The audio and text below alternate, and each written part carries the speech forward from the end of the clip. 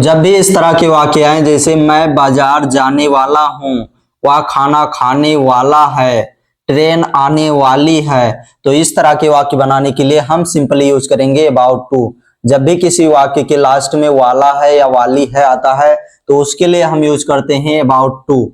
Structure रहेगा, subject सबसे पहले लगाएंगे, उसके बाद लगाएंगे इज आर एम, उसके बाद लगाएंगे अबाउट टू, और फिर उसके बाद लगाएंगे वर्ब की फर्स्ट फॉर्म, और फिर लगाएंगे ऑब्जेक्ट अगर कोई रहेगा तो। चलिए वाक्य हम देख लेते हैं। पहला वाक्य है मैं बाजार जाने वाला हूं, तो इसमें सब्जेक्ट है मैं की इंग्लिश सबसे पहले लिखेंगे आई। अब उसके साथ हम आई के साथ हम यूज करते हैं इज आर एम में से आई एम, तो आई के बाद हम लगा देंगे आई एम।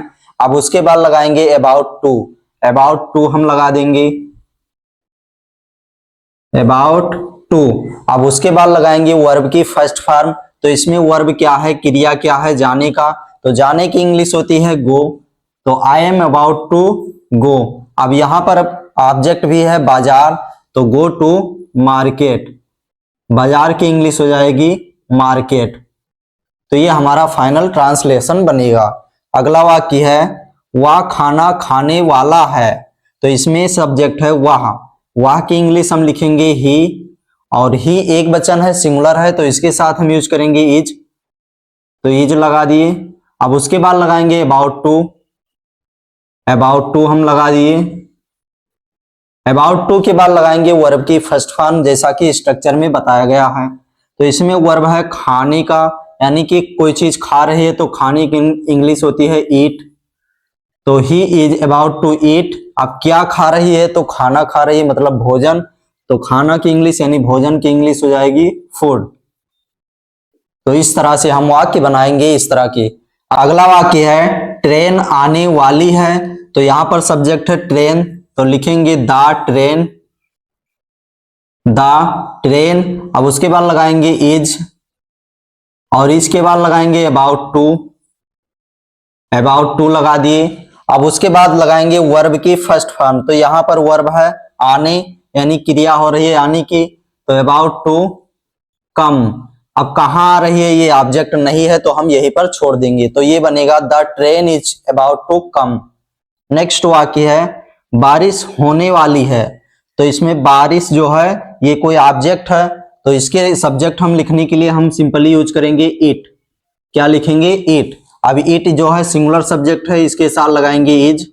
अब इसके बाद लगाएंगे अबाउट टू लगा दिए। अबाउट टू क्यों लगाए हैं, क्योंकि यहाँ पर लास्ट में वाली है लिखा है, इसलिए हम अबाउट टू का प्रयोग किए हैं। तो यहाँ पर हो गया इट इज अबाउट टू। अब क्या होने वाली है, तो बारिश होने वाली है, तो बारिश की इंग्लिश हो जाएगी रेन, तो it is about to rain, बारिश होने वाली है। अगला वाक्य है मैं सोने वाला हूं, मतलब मैं सोने जा रहा हूं, सोने वाला हूं, तो यहाँ पर सब्जेक्ट है मैं की इंग्लिश आई। अब आई के साथ हम यूज करते हैं आई एम, तो आई के बाद लगा देंगे आई एम। अब उसके बाद लगाएंगे अबाउट टू लगा दिए।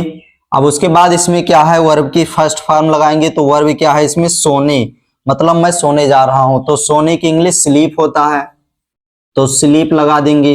अब कहां जा रहा हूं, ये ऑब्जेक्ट नहीं दिया है तो यहीं पर छोड़ देंगे, तो I am about to sleep, मैं सोने वाला हूं। अब नेक्स्ट है सीता नाचने वाली है, तो इसका इंग्लिश आपको बताना है, इसका इंग्लिश क्या होगा, कमेंट करके जरूर बताना इसका इंग्लिश क्या होगा। सो आज के लिए बस इतना ही गाइस, और रोज इसी तरह बिल्कुल बेसिक से इजी वे में इंग्लिश सीखने के लिए चैनल को सब्सक्राइब करें और बेल आइकन को जरूर दबाएं।